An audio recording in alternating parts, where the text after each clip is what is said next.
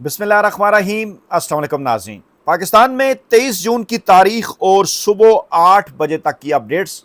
इमरान खान साहब पाकिस्तान तहरीक इंसाफ और पाकिस्तान भर के लिए खुशखबरियों के दिन नज़दीक। आज मैं बड़ा खुश हूँ, अपनी खुशी आपसे शेयर करना चाहूँगा। बड़े पॉजिटिव सिग्नल्स हैं पाकिस्तान तहरीक इंसाफ और इमरान खान साहब की सियासी निज़ाम में वापसी के हवाले से। और आगे बढ़ने से पहले मैं आज ना सिर्फ आपको ये बताना चाहता हूँ, आपको ये कहना चाहता हूँ कि अपना बहुत ज़्यादा ख्याल रखें और मुश्किल वक्त पाकिस्तान का ख़त्म होने को है। अपना ख्याल रखें, अपने अहले खाना का ख्याल रखें और हमारी तरफ से उन्हें सलाम कहें। वो तमाम तर पाकिस्तानी जो कि पाकिस्तान के हालात से परेशान थे, वो ये बात जान लें, समझ लें कि इंशाअल्लाह ताला अच्छे दिन पाकिस्तान के वापस लौट रहे हैं। पहली बड़ी खबर, बाखबर हलकों का ये दावा कि शरीफ ख़ानदान पर बिलाखिर एक बार फिर इदारों की जानिब से, मुख्तलिफ हलकों की जानिब से घेरा तंग कर दिया गया है और मरियम नवाज साहबा की कैबिनेट में शामिल दो इंतहाई अहम तरीन वजीरों के हवाले से जो इत्तलात इस वक्त इदारों तक पहुंची हैं, उनकी मुबैना करप्शन के हवाले से वो बड़ी खौफनाक हैं और तमाम तर मामलात का रुख मरियम नवाज साहबा की तरफ जाता हुआ नज़र आ रहा है। और ये रब की करनी होती है। मैं एक बात अक्सर कहा करता हूँ, आज बल्कि मैंने एक्स के ऊपर पोस्ट भी लगाई कि आप ये जानते हैं, ये समझते हैं कि पाकिस्तान में इससे पहले 3 फौजी आमरों ने 10-10 बरस तक एक तो उन्होंने इक़्तिदार जो है वो संभाले रखा और उस वक्त भी कई सहाफ़ी उनकी बड़ी तारीफ़ें, बड़ी खुशामद किया करते थे। लेकिन आज तारीख़ उन फौजी आमरों को किस तरह से याद करती है। तो रब का कानून इस मामले में भी बिल्कुल बदलने वाला नहीं है।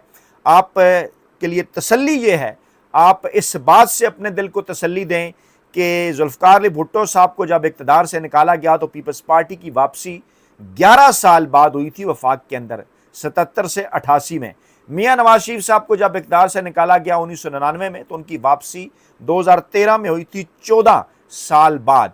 इमरान खान साहब को जब इक़्तिदार से निकाला गया तो अगले ही 2 बरसों बाद आपकी वजह से, पाकिस्तानियों की वजह से, ओवरसीज़ पाकिस्तानियों की वजह से आपने 2 बरस में वापस इमरान खान साहब को इक़्तिदार सौंप दिया। आपने अपना हक अदा किया। ये तो पाकिस्तान तहरीक इंसाफ की क़यादत रास्ता ना निकाल सकी और आपके वोट पर पैरा देने की बजाय घर चली गई, जिसके नतीजे में हमें ये रजीम भुगतना पड़ रहा है पाकिस्तान को। लेकिन अब खुशखबरियों के दिन है। पहली खबर मैंने आपके लिए जो पेश की वो जनाब जाती उम्रा से है, रायविंड से है, उसकी तफसीलात आपके सामने रखते हैं। और दूसरी बड़ी खबर जनाब अडयाला जेल से है। कहा यह जा रहा है कि इमरान खान साहब के दस्तखतों का मामला था अहम तरीन कागज़ के ऊपर, जिसको उलझाया गया जानबूझ के, क्योंकि इमरान खान साहब से डील हासिल करने की कोशिशें थी। अब इत्तलात ये हैं कि इमरान खान साहब की जानिब से उस कागज़ पर तो दस्तखत किए जा चुके हैं, वो कागज़ अभी तक अदालतों में क्यों नहीं पहुँच सका, इस पर तफसील के साथ रोशनी डालते हैं। और तीसरी बड़ी खबर ईरान से है। ईरान की जानिब से इस ख्वाहिश का इज़हार किया गया है कि वो इमरान खान साहब की रहाई के मामले में किरदार अदा करना चाहते हैं। जी हाँ, यही वो खुशखबरी है जिसकी जानिब मैंने इशारा किया था कि ईरान ने कहा कि जो कुछ आपने अमेरिका और हमारे दरमियान मामलात तय करने में किरदार अदा किया, हम ये चाहते हैं कि आपके और इमरान खान साहब के साथ मामलात तय करने में हम किरदार अदा करें। और इत्तलात ये हैं कि फील्ड मार्शल साहब को ईरान ने इस बात के ऊपर राज़ी कर लिया है कि वो फील्ड मार्शल साहब मान गए हैं आसिम मुनीर साहब कि अगर ईरान इस मामले में कोई किरदार अदा करना चाहता है तो वो अपना किरदार अदा कर सकता है। इत्तलात ये हैं कि ईरान के सदर आज पाकिस्तान पहुँच रहे हैं, जहाँ इस तनाजुर में गुफ्तगू होगी ईरान और अमेरिका मुआहदे और पाकिस्तान और ईरान के मुस्तकबिल के मामलात ताल्लुकात के हवाले से। वहीं जनाब इमरान खान साहब का मामला, पाकिस्तान में सियासी मुफाहमत, इसके ऊपर भी बात होगी। मैं पहले आपको लेकर बढ़ूँगा उस अहम तरीन मामले की तरफ। आज अडयाला जेल के सुप्रिटेंडेंट की जानिब से एक बयान सामने आया, एक जवाब बल्कि सामने आया, जो कि उन्होंने अदालत में पेश किया और इस्लामाबाद हाई कोर्ट में उन्होंने ये जवाब जमा कराया कि इमरान खान साहब और बुशरा बीबी साहबा के उनके वकालतनामे पर दस्तखत का मामला था। इस्लामाबाद हाई कोर्ट और सुप्रीम कोर्ट ऑफ पाकिस्तान में इमरान खान साहब और बुशरा बीबी साहबा के केसेस की समाअत हो रही है और उनका बरह रास्त ताल्लुक़ उस मफाहमत के साथ है। मैंने आपको शायद पहले भी कहा था, दोबारा मैं रिपीट कर दूं कि उस वक्त आते हैं केसेस अदालतों के अंदर कि जब इन्हें इस बात की उम्मीद पैदा होती है कि इमरान खान साहब तक हमने पैगाम पहुँचाया है, इमरान खान साहब से अगर हमें डील मिलती है तो अदालतों से फ़ैसले उनके हक़ में आ जाएंगे, नहीं मिलती तो फिर डिले कर दिया जाएगा। इमरान खान साहब ने जब जब इनकार किया, ये जो अदालतों के अंदर केसेस थे ये डिले होते चले गए।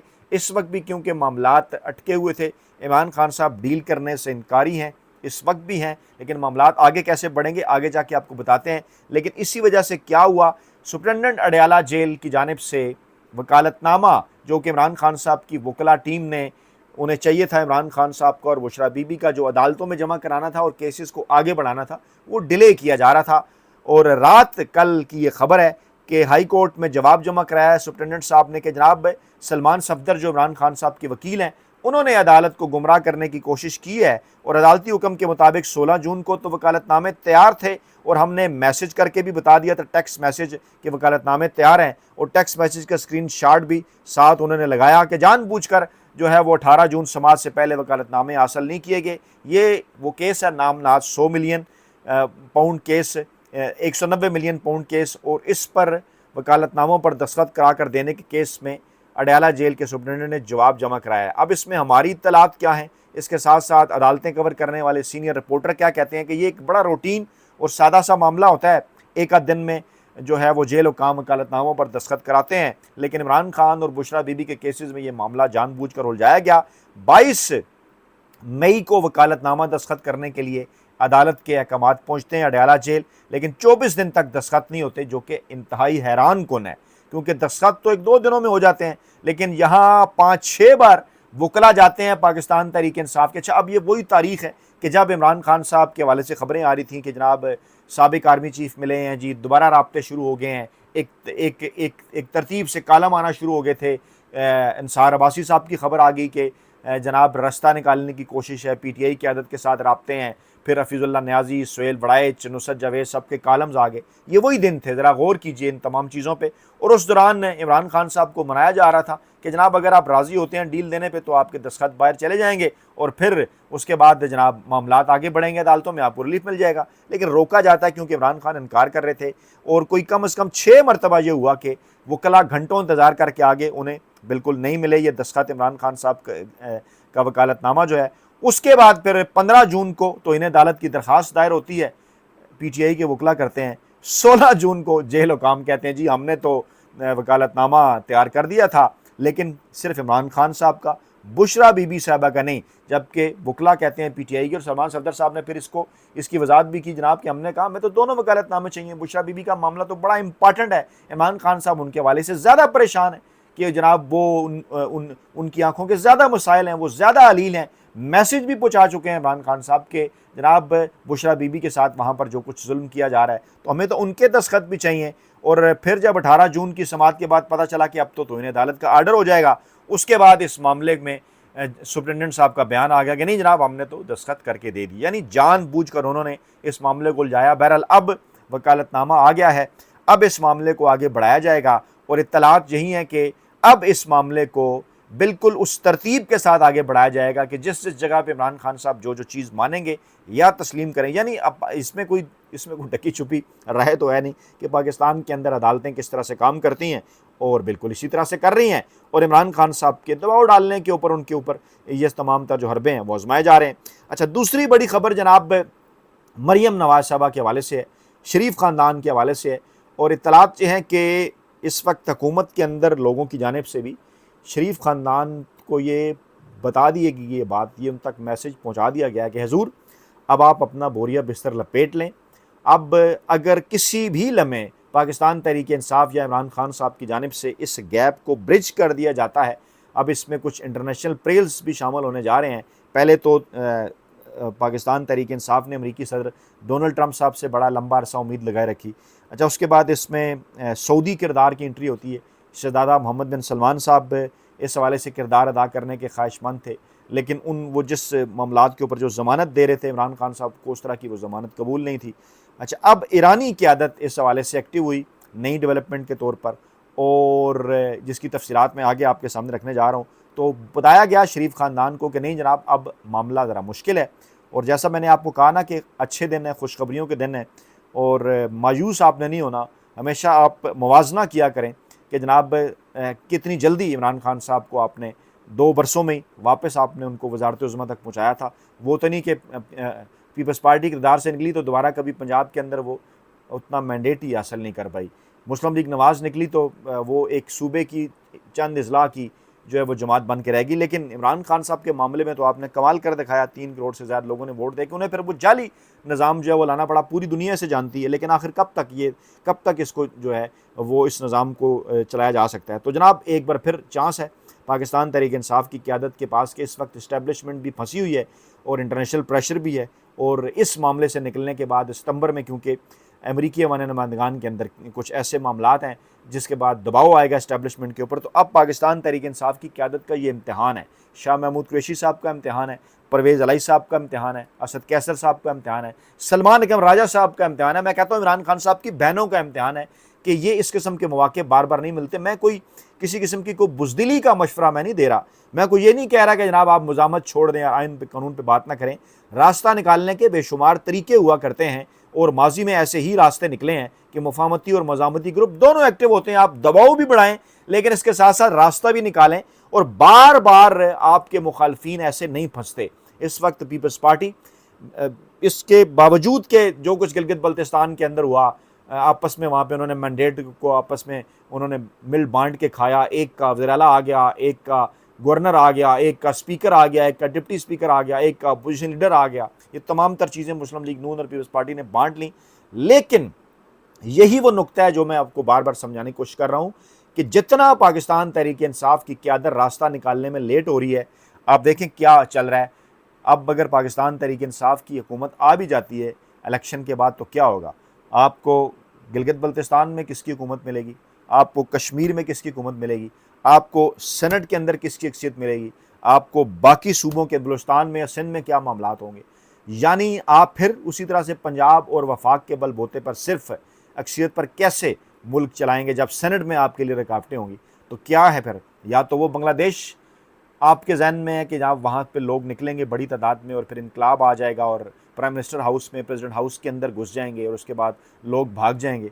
क्या पाकिस्तान में माजी में कोई इस किस्म की मिसाल मिलती है? आप कहेंगे माजी में तो बांग्लादेश में भी नहीं मिलती, ठीक है नहीं मिलती थी, लेकिन क्या किसी जगह पे आपको पाकिस्तान तहरीक इंसाफ की क़यादत दो चार चांस उनको मिले थे? गंडापुर सब जब पहुँचे थे या दीगर लोग जब पहुँचे थे उसके बाद क्या हुआ? क्या 26 नवंबर के बाद पाकिस्तान तहरीक इंसाफ अवाम तो निकलना चाहते हैं लेकिन कोई लीडरशिप है जो उन्हें लेके यहाँ तक पहुँचे?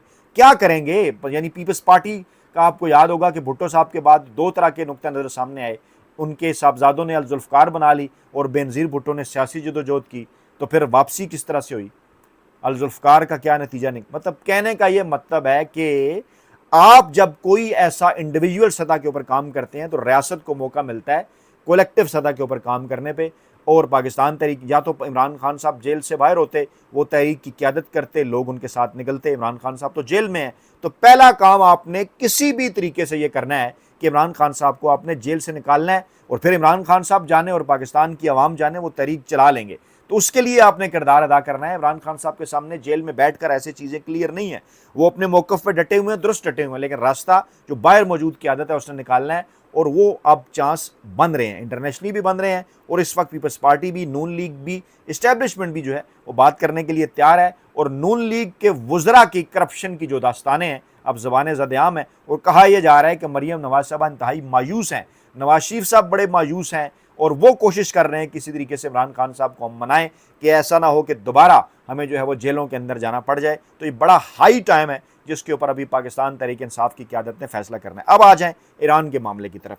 ईरान के सदर मसूद पज़ेश्कियान आज पहुँच रहे हैं इस्लामाबाद, जहाँ ईरान अमरीका मामलात के हवाले से बात होगी। पाकिस्तान और ईरान मुस्तकबिल में क्या करने जा रहे हैं? ईरान का बॉर्डर अब डेफिनेटली सॉफ्ट होगा पाकिस्तान के लिए। पहले जो स्मगलिंग के ज़रिए चीज़ें आती थीं अब वो जायज़ रास्ते से आएंगी। ईरान के ऊपर पाबंदियाँ हटा दी हैं अमरीका ने, चाहे 30 दिन, 60 दिन, 90 दिन की मुद्दत के लिए। ये फेजेज़ हैं, चाहे एक ट्रांजिशनी जो है वो एक ट्रांजिट पीरियड है जो भी है, लेकिन बहरहाल अब वो तेल भी बेच सकते हैं, ख़रीदारी भी कर सकते हैं, बाकी मामलात भी हो सकते हैं। पाकिस्तान उनका हमसाया है, पाकिस्तान को इस मामले को बड़ी समझदारी से देखना है, अपना किरदार अदा करना है। अब वक्त वो आ गया है कि जब आपको पाकिस्तान के अंदर पूरी दुनिया को एक ऐसी क़यादत चाहिए जिसके पीछे अवाम खड़े हों, जिसके पीछे अवाम का मैंडेट हो।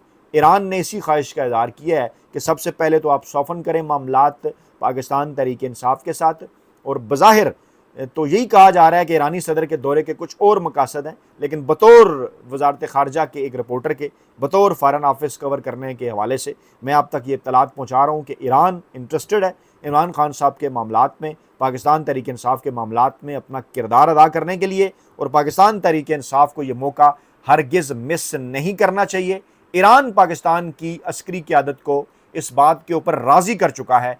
ईरानी सफारती ज़राए ये दावा कर रहे हैं कि पाकिस्तानी इस्टेब्लिशमेंट की जानिब से उन्हें ग्रीन सिग्नल दे दिया गया है कि वो इमरान खान साहब से मुफाहमत कराने के मामले में अपना किरदार अदा कर सकते हैं। ये एक बहुत बड़ी खबर है अगर पाकिस्तान तहरीक इंसाफ इसे इस तरह से ले और अपना किरदार अदा करे। अपना बहुत ख्याल रखिएगा, दुआओं में याद रखिएगा। नई वीडियो के साथ जल्द हाजिर होंगे। अल्लाह ने के बाद।